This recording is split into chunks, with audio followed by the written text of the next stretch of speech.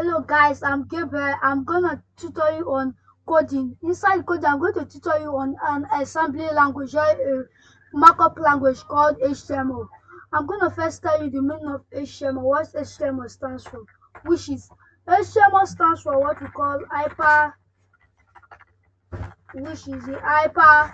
text markup language. HTML is not actually a programming language, it's a markup language. Now, what is the meaning of HTML? With this highlighted text here, HTML is a way of displaying information on a web page through a web browser. After we're done writing a bunch of code, we will load it through a web browser, then we'll see it through a web page. The web browser can be Google, can be Opera Mini, can be Java, can be all the rest. But we are using Google Chrome for this tutorial. Now we're going to move up about something in HTML, which is the tag. Tag is what is used to write a code. If we want to travel abroad or to another country, we need something we call the visa. A visa is what enables us.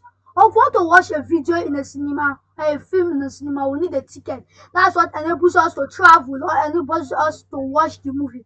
That's what the work of tags is. It enables us to write a code. You can see these two angle brackets here. Can you tell me what they are? They are the tags. Now this B inside, or this B stands for bold.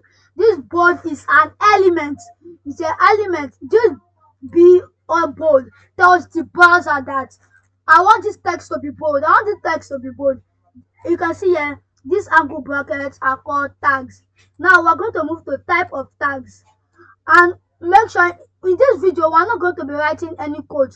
We're just going to be saying about the meaning. So we're going to start with types of tag. Type of tag, which is we have the open tag and the close tag. What is open tag?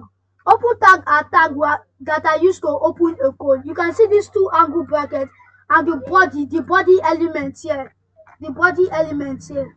And the close tag, you can see it with two angle brackets and a slash and the body element inside.